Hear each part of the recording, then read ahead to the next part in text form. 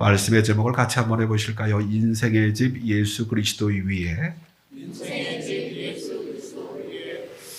선다싱이라고 하는 이름을 들어보셨을 것입니다. 인도의 시크교 가정에서 태어나 회심한 후에 기독교 순회 전도자로 하나님 앞에 쓰임받았던 인물입니다. 한 번은 힌두교 대학에서 비교 정교학을 가르치는 어느 교수가 그에게 시크교에서 얻지 못한 것 중에 기독교에서 얻은 것이 무엇이냐라고 물었어요. 그때 선다싱은 내게는 그리스도가 있습니다 라고 대답을 했습니다. 그러자 이 교수가 약간 조급하게 다시 묻게 되어지지요. 그거야 나도 알지요. 이전에 찾지 못했던 특별한 원리나 교리로 무엇을 찾았느냐는 말입니다. 그러자 선다싱은 이렇게 대답을 했습니다. 내가 찾은 특별한 것은 바로 예수 그리스도입니다. 우리 신앙의 본질은 예수 그리스도입니다. 여러분의 심장에 예수 그리스도가 계시기를 원합니다. 우리는 예수 그리스도를 통하여 구원을 받았어요. 통하여. through Christ. 예수님께서 구원의 단위가 되어주셨죠. 그래서 우리가 예수님을 통하여 구원을 받았습니다. 예수님을 통해서 구원받은 우리들은 그러면 이 믿음의 집을, 인생 집을 어디 위에 세워야 될까요? 예수 그리스도 위에 세워야 합니다. 도쿄에 임페리얼 호텔이 있습니다. 미국의 건축가 프랭크 로이드 라이트라고 하는 건축가가 지었습니다. 이 호텔을 짓는데 4년이 걸렸습니다. 그런데 그 4년의 공사 기간 중에 기초 공사만 2년 걸렸다고 합니다. 2년 동안 기초 공사만 했으니 시간도 시간이지만 막대한 비용이 들어갔겠지요. 사람들은 그렇게까지 할 필요가 있냐고 비난을 했습니다. 이후 임페리얼 호텔은 막대한 시간과 비용을 낭비한 대표적인 건물로 여겨졌습니다. 그런데 이 임페리얼 호텔이 건축된 지 52년 후에 1923년 9월 1일 동경 대지진이 발생을 했습니다. 8.3도, 진도 8.3, 그리고 10만 명 이상이 사망을 하게 돼요. 이 지진으로 인해서 당시 수많은 건물들이 부서지고 붕괴됐지만 유일하게 이 임페리얼 호텔은 조금도 손상되지 않고 견고하게 서 있었습니다. 기초가 튼튼했기 때문입니다. 이후 프랭크 라이트라고 하는 이 건축가는 일본 건축계의 신화와 같은 인물이 되었습니다. 마태복음 7장을 보면 예수님께서 산상수훈을 말씀을 하시는데 그 가운데 모래 위에 집을 짓는 어리석은 사람과 반석 위에 집을 짓는 지혜로운 사람에 대해서 말씀을 하셨어요. 지면을 약하게 만드는 것은 물입니다. 습기예요. 이스라엘에는 건개는 마른 땅이었다가 우기가 되면 물이 흐르는 소위 와디가 있었습니다. 이 와디가 이곳저곳에 있었습니다. 아무래도 물은 지반이 약한 곳을 침식하며 흐르므로 주로 이 와디는 모래 땅에 형성되지요. 사람들은 이 사실을 잘 알기 때문에 그 누구도 이 와디 위에, 이 모래밭 위에 집을 짓는 사람은 없습니다. 그건 상식적인 일이었습니다. 모래 위에 집을 짓는다라고 하면 어쩌면 비용도 시간도 수고도 덜 들을 수 있을 것입니다. 그러나 비가 내리고 물이 나고 바람이 불면 이 모래 위에 집은 금방 무너져 내려요. 그런데 왜 사람들은 모래 위에 집을 지면 안 된다라고 하는 것, 그 상식적인 것을 알면서도 그 위에 집을 짓겠습니까? 지금 당장 비용이 덜 들고 시간이 덜 필요하고 수고를 덜 들여도 되기 때문에 그 위에 집을 지으면 안 된다라고 하는 것을 알면서도 집을 짓는 겁니다. 반면에 반석 위에 집을 짓는 것은 비용도 더 들어요. 시간도 더 필요해요. 또 많은 수고를 해야 합니다. 그러나 비가 내리고 물이 나고 바람이 불어도 이 집, 반석 위에 집을 지은 이 집은 무너지지 않습니다. 당장은 비용이 더 들고 시간이 더 들고 더 많은 수고를 할지라도 반석 위에 집을 지은 사람은 지혜로운 사람입니다. 여러분, 이런 일들이 우리 일상에 얼마나 많이 벌어집니까? 그렇게 하면 안 된다라고 하는 것을 알면서도 지금 당장 좀 쉽게, 지금 당장 덜 수고하고 덜 비용을 들이고 그렇게 하는 일들이 의외로 많이 있습니다.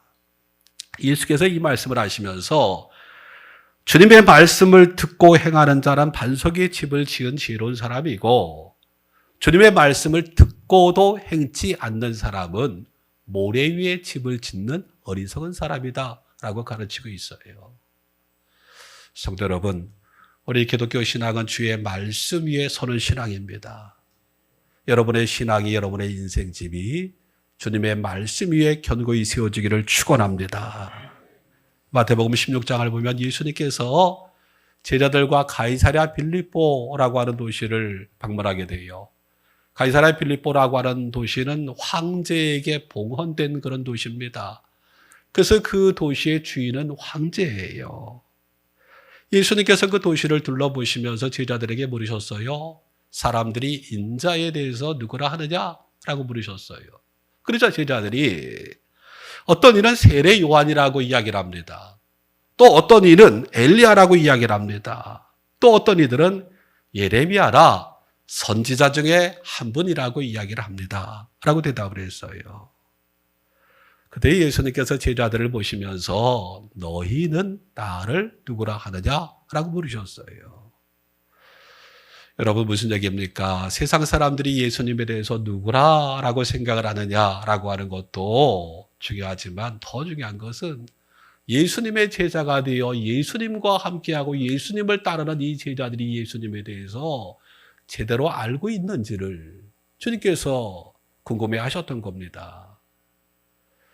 사랑하는 여러분, 세상 사람들이 우리가 믿는 그 예수님에 대해서 누구로 아느냐라고 하는 것도 중요하지만 더 중요한 것은 교회 안에 있는 우리들, 예수님을 믿는 우리들, 예수님의 제자된 삶을 살기를 원하는 우리들이 예수님에 대해서 바르게 아는 것, 그게 더 중요한 일입니다. 예수님의 질문에 제자들이 다 이렇게 머뭇거리고 있었을 것입니다. 그때 수제자 베드로가 대답을 하죠. 뭐라고 대답을 했습니까? 주는 그리스도이시요 살아계신 하나님의 아들입니다. 우리 한번 좀 같이 해보실까요? 주는 그리스도시요 살아계신 하나님의 아들입니다. 이 베드로의 대답을 듣고 예수님께서 너무너무 좋아하셨어요. 너로 하여금 그것을 알게 한 이는 혈과 육이 아니고 하늘에 계신 내 아버지다 라고 말씀을 하시면서 예수님께서 이렇게 말씀을 하시지요. 너는 베드로라. 내가 이 반석 위에 내 교회를 세우리니 음부의 권세가 이기지 못하리라 라고 약속을 하셨어요. 교회를 세우시겠다라고 하는 겁니다. 내 교회를 세우시겠다라고 하는 거예요. 내가 세우시겠다라고 하는 겁니다. 주님께서 주님의 몸된 교회를 세우시겠다라고 하는 겁니다. 그런데 내가 이 반석 위에 세우시겠다라고 해요. 이 반석이 뭡니까? 베드로라고 하는 이름의 뜻이 반석이라고 하는 뜻이잖아요. 원래 베드로의 이름은 갈대, 시몬입니다. 그런데 예수님께서 그 이름을 바꿔주셨어요. 베드로라고. 베드로라고 하는 이름의 뜻은 반석입니다. 내가 이 반석 위에 내 교회를 세우겠다고 말씀하셨으면 그러면 이 베드로 위에다가 교회를 세우시겠다라고 할 말씀일까요? 여러분 아니지요. 주는 그리스도시요 살아계신 하나님의 아들입니다라고 하는 이 위대한 신앙 고백을 한 베드로가 바로 뒤에 보면 어떤 모습을 보입니까? 예수님께서 말씀을 하셨어요. 내가 고난을 당하고 제3일에 죽음을 당할 것이다 라고 말씀을 하셨을 때에 베드로가 예수님을 책망하여, 거기 항변하여라고 하는데 책망하다라고 하는 표현이 더 맞습니다. 베드로가 예수님을 책망해서 절대로 그래서는 안 됩니다 라고 이야기를 해요. 그때에 예수님께서 베드로에게 이 사탄아 내 뒤로 물러가라. 너는 나를 넘어지게 하는 자로다. 내가 하나님의 일은 생각하지 아니하고 사람의 일만 생각한다 라고 책망하셨어요. 너는 나를 넘어지게 하는 자다. 넘어지게 하는 자다. 스캔들이라고 하는 말이잖아요. 우리가 소위 스캔들 할 때 그 말입니다. 스캔들이라고 하는 얘기는 우리들로 하여금 넘어지게 만드는 거예요. 어떤 이야기, 그 스캔들 이야기를 들으면 우리들로 하여금 실족하게 만들잖아요. 여러분, 바로 앞에서 이 베드로는 반석입니다.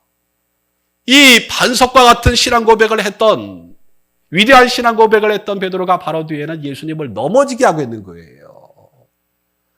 그럼 앞에 있는 베드로와 이 뒤에 있는 베드로가 다른 사람인가요? 아니잖아요.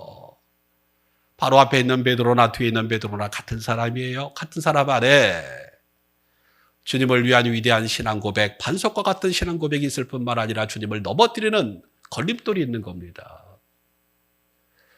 여러분, 이 말씀을 묵상을 하면서 저 자신을 생각을 해보게 돼요. 내 안에 반석과 같은 믿음이 있지만 동시에 주님을 넘어뜨리는 걸림돌이 있기도 하다라고 하는 겁니다. 우리가 신앙 좋다라고 하는 이야기를 할 수가 없어요. 신앙 좋아 보이는 그 사람이 어느 날은 우리들로 하여금 넘어지게 만들고 주님을 넘어지게 만들어요. 그래서 로마서 7장에도 바울 사도가 오호라 나는 곤고한 사람이로다. 내 마음의 한편으로는 하나님의 법을 즐거워하면서도 한편으로는 내 멋대로 살려고 하는 것이 있다라고 했어요. 그러므로 우리가 구해야 될 것은 하나님의 은혜뿐인 거예요. 하나님의 은혜뿐인 겁니다.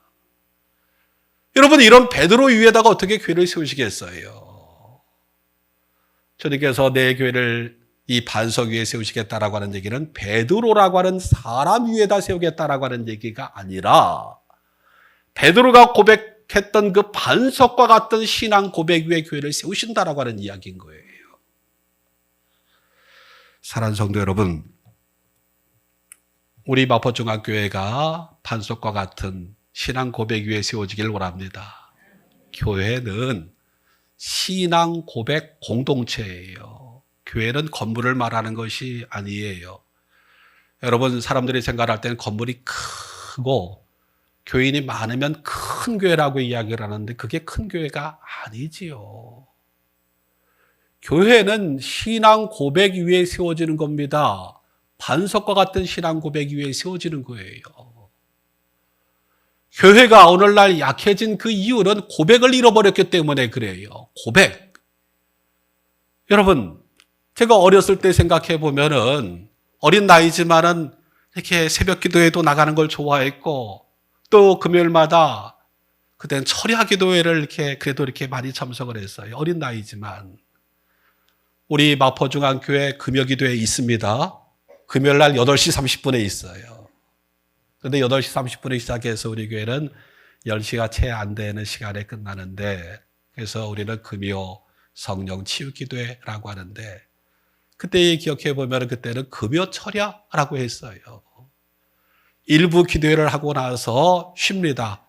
준비된 간식들. 그러면 이렇게 어른들 가운데 빵을 가져오시는 분도 있고 떡을 해오시는 분들도 있고 또 옥수수나 고구마를 해오시는 분들도 있고 그거 드시고 나서 2부 철야 기도회가 시작이 되는데 2부 철야 기도회는 주로 간증하는 시간들을 가졌어요. 여러분, 그 간증이라고 하는 것이 꼭 뭐 잘된 이야기만 있었을까요? 그렇지가 않지요. 하나님 앞에 죄를 고백하는 그런 간증도 있고 실패를 고백하는 간증도 있고 그런 가운데서도 하나님께서 나를 붙들어 주시고 또 나를 지켜주시는 그 은혜에 대해서 어른들이 고백을 하고 청년 형 또 누나들이 고백을 하고 그런 고백을 들으면서 제 마음속에도 이게 신앙이구나라고 하는 것이 깨닫게 되어져요. 믿음이라고 하는 것이 들음을 통해서 오지만 들은 그 믿음을 붙잡고 삶을 살아가면서 그 삶을 통한 고백이 되어질 때 그 믿음이 반석과 같은 믿음이 되는 겁니다. 듣기만 하고 행하지 않는 사람은 모래 위에 집을 지은 사람과 같고 주의 말씀을 듣고 행한 사람은 반석 위에 집을 지은 지혜로운 사람이라 라고 말씀을 했어요. 성도 여러분, 교회 가서 내가 내 눈물을 쏟아놓을 수 없다라고 하면 내 아픔을 고백할 수 없다라고 하면 내 삶의 기쁨을 표현할 수 없다라고 하면 공동체라고 말할 수가 없지요.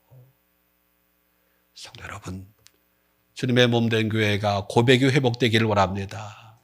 속회의 자리가 가르치는 자리가 아니에요. 물론 가르침도 필요하지만 더 중요한 것은 고백이 필요한 자리인 겁니다.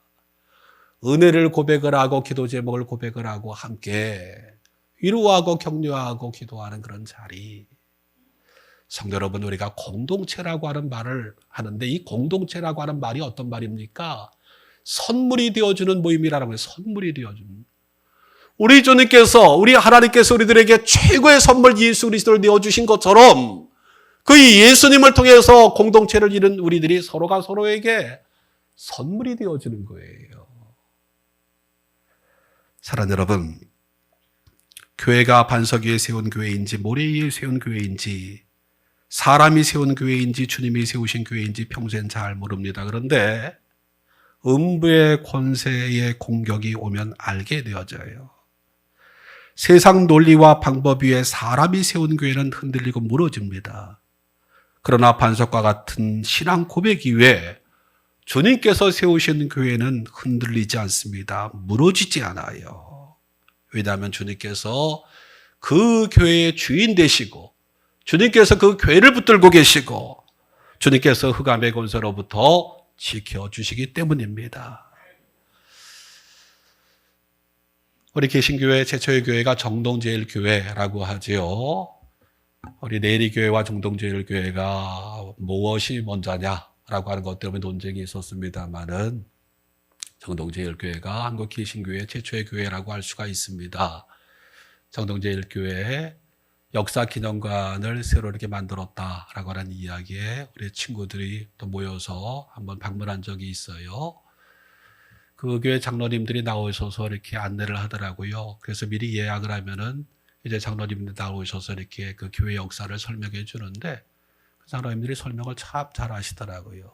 설명을 들으면서 이렇게 그 벽에, 기념관의 벽에 써 있는 문구를 이렇게 보는데 그 문구 가운데 이런 문구가 있었어요. 후손된 우리는 말합니다. 역사보다 더 자랑스러운 것은 오늘 우리의 믿음이어야 한다.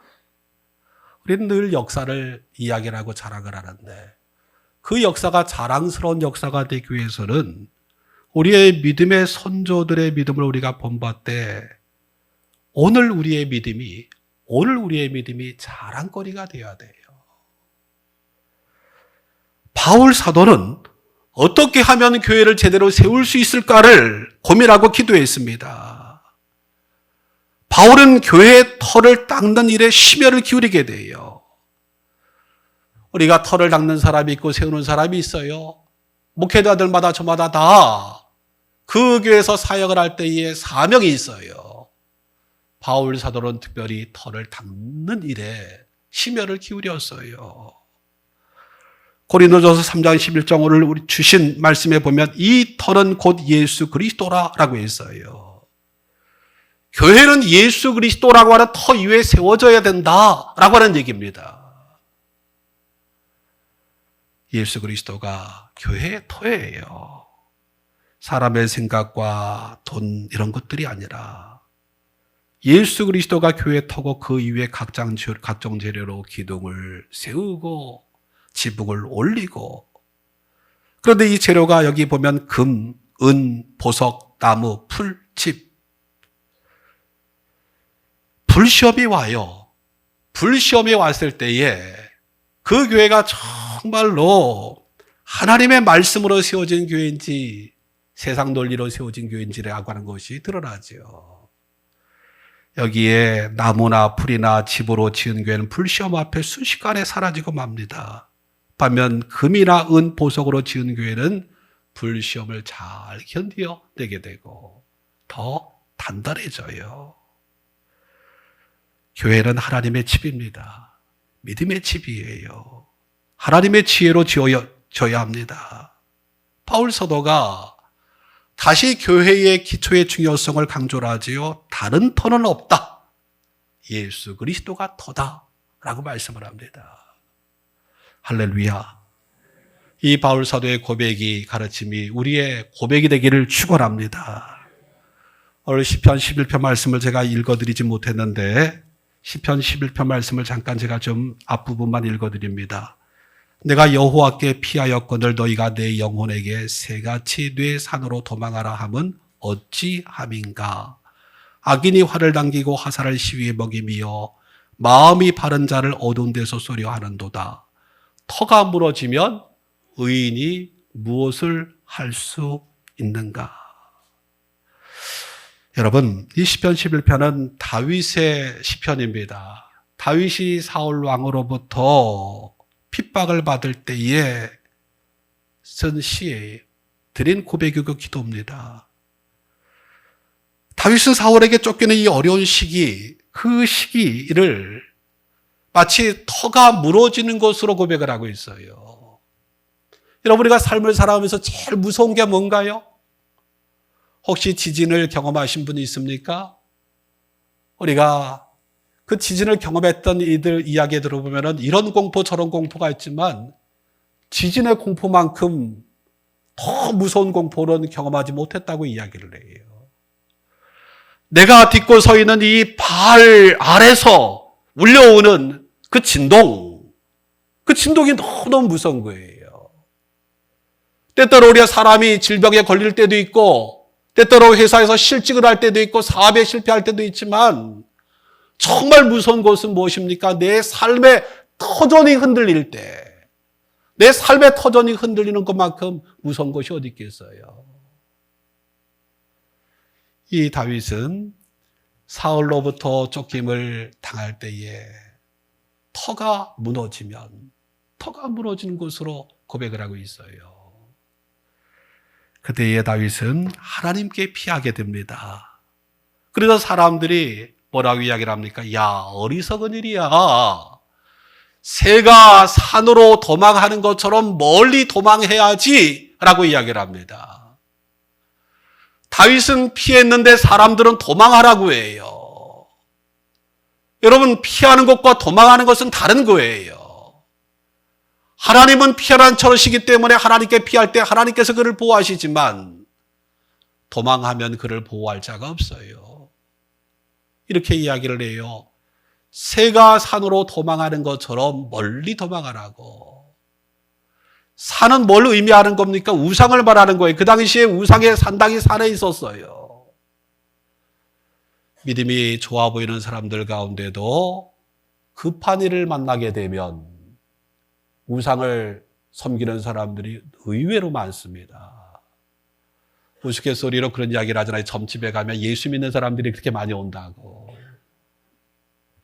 우리 교회 성도들은 한 분도 안 계실 것입니다. 저는 확신합니다. 여러분, 사람이 급한 일을 당하게 되면 사실은 참 이렇게 아찔하잖아요. 무엇을 어떻게 될지 모르잖아요. 물에 빠진 사람 지푸라기 잡는 심정적으로는 이해가 되지만 물에 빠진 사람이 그렇다고 해서 지푸라기를 붙잡으면 안 되는 거예요. 제대로 된 것을 찾아야 되고 그것을 붙잡아야 되는 겁니다. 내 삶의 터전이 흔들린다라고 해서 급하다고 해서 산으로 도망가는 것은 죽는 길인 거예요. 새가 아무리 빨라도 화살보다 빠를 수는 없어요. 하나님께 피해야 합니다. 하나님이 피난처세요. 하나님께서 지키시는 겁니다. 사랑하는 성도 여러분, 저희가 신학교 다닐 때에 폴 틀리라고 하는 신학자에 대해서 공부를 했는데 가만히 생각해 보니까 학교 다닐 때의 내용은 잘 생각이 안 나고 이름들만 생각나는 것 같아요. 그런데 지금도 이렇게 기억하는 것이 폴 틀리라고 하는 신학자 하면은 흔들리는 터전이라고 하는 책. 흔들리는 터전. 제가 어제 저녁에 이렇게 말씀을 준비하기 위해서 묵상을 하다가 그 생각이 나요. 아, 흔들리는 터전. 이 폴 틀리라고 하는 분이 미국 뉴욕의 유니온 신학대학원에서 했던 설교를 책으로 묶은 것인데요. 이 펄틀리라고 하는 신학자가 세계 제1차, 세계 제2차 전쟁, 대전을 보면서 우리 삶의 터전, 문명의 터전들이 흔들리고 있다라고 하는 것을 봤어요. 특별히 그가 이 예언서를 중심으로 해서 설교를 하는데, 특별히 이사야서 24장 18절, 19절, 20절 말씀을 제가 읽어드리면, 땅의 기초가 진동함이라. 땅이 깨지고 깨지며 땅이 갈라지고 갈라지며 땅이 흔들리고 흔들리며 땅이 취한 자같이 비틀비틀하며 원두막같이 흔들리며 그 위에 죄악이 중함으로 떨어져서 다시는 일어나지 못하리라. 이스라엘 백성들이 하나님의 말씀대로 살지 못해서 그들이 나라가 망하는 그 모습을 보면서 이 이사야 선지자는 그렇게 하나님 앞에 고백을 했고 그렇게 설교를 했던 겁니다. 펄틀리가 이 본문으로 설교를 하면서 땅의 기초가 흔들리는, 땅의 터전이 흔들리는 이 세상에 대해서 말하고 있는 거예요. 여러분, 사람들이 대단히 똑똑한 줄 알아요. 여러분, 사람들이 무엇인가를 다 할 수 있으리라고 생각이 되어져요. 사람들이 이성적으로 이렇게 발달된 존재이기 때문에, 그러면 사람들은 이성적으로 생각을 해서 여러분 어리석은 짓을 안 할 것 같지만 그 이성적으로 발달한 존재들인 그 사람들이 전쟁을 일으키고 세상을 파괴를 해요. 과학이 발달하면 행복할 줄 알았는데 과학이 발달하면 발달할수록 우리의 삶의 터전이 흔들리고 평화가 깨져요. 인류는 진보하고 있는 것이 아니라 원시의 혼돈으로 회귀하고 있고, 평화를 지향하는 것이 아니라 분열을 조장하고 있고, 행복이 아니라 불행을 초래하고 있다라고 말합니다. 그러면서 이 펄틀리는 이렇게 설교를 하죠. 인간은 하나님이 아닙니다. 그리고 인간은 스스로 하나님처럼 되겠다고 주장할 때마다 파멸과 절망에 빠졌습니다. 인간이 교만하게도 자신의 문화적 창의성이나 기술적 진보나 정치 제도나 종교 체계 등에 의존했을 때에 인간은 붕괴와 혼동에 떨어졌습니다.